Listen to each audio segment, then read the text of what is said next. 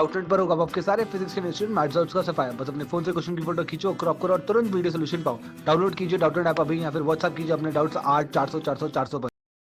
इस सवाल में हमारे पास स्टेटमेंट दे रखा है, वो क्या है कि द ऑस्मोटिक प्रेशर पाई वो डिपेंड करता है किस पे, मोलर कंसंट्रेशन ऑफ सॉल्यूशन पे।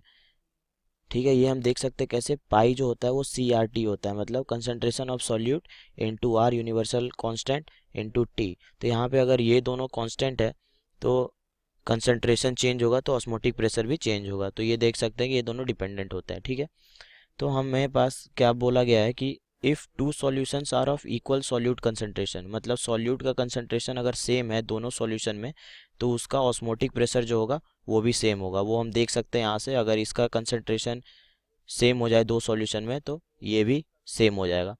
तो वैसे सॉल्यूशंस को हम आइसोटोनिक बोलते हैं। ठीक है, और अगर two solutions are of unequal osmotic pressure, मतलब उन दोनों का ऑस्मोटिक प्रेशर जो है वो सेम नहीं है।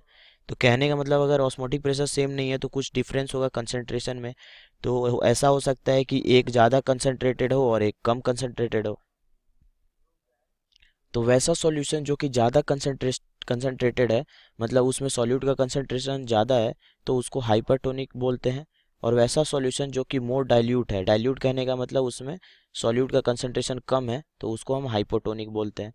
ठीक है, और ऑस्मोसिस जो है is the major mechanism for transporting water upward in plants, मतलब प्लांट में ऊपर की तरफ पानी को ट्रांसपोर्ट करने के लिए ऑस्मोसिस जो है वो मेजर मैकेनिज्म होता है। ठीक है, हमारे पास सवाल में पूछा गया है कि the glucose solution to be injected into the blood stream and the blood itself should have the same क्या, मतलब कि ग्लूकोज का जो सॉल्यूशन है जिसको कि हमको ब्लड के प्रवाह में इंजेक्ट करना है और ब्लड, उन दोनों में क्या सेम होना चाहिए।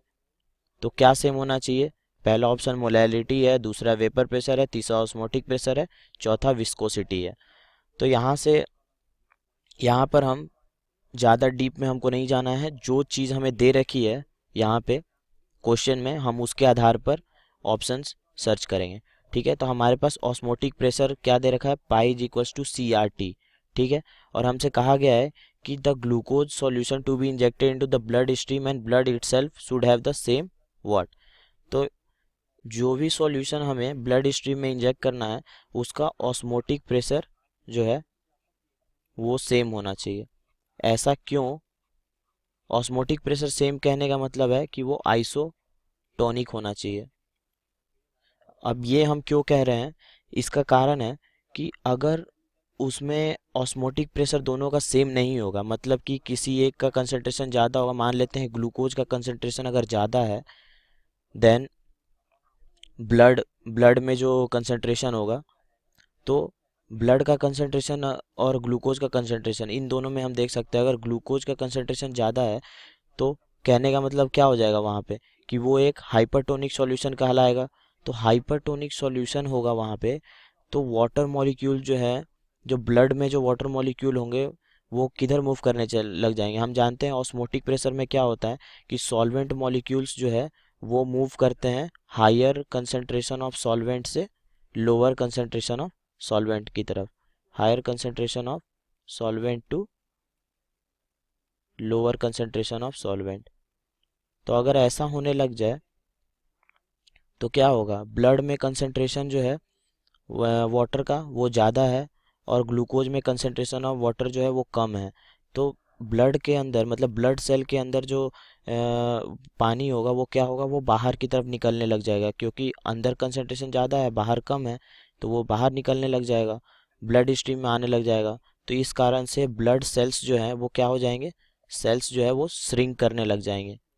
ठीक है, और दूसरा केस क्या हो सकता है कि ग्लूकोज का जो सॉल्यूशन है उसका ऑस्मोटिक प्रेशर जो है वो कम हो जाए, कहने का मतलब कि वो उसका कंसंट्रेशन जो है वो कम हो, कंसंट्रेशन कम होगा इसका मतलब कि ग्लूकोज जो सॉल्यूशन है उसमें सॉल्वेंट के मॉलिक्यूल्स जो होंगे वो ज़्यादा होंगे और ब्लड में सॉल्वेंट के मॉलिक्यूल्स ग्लूकोज के मुकाबले कम है।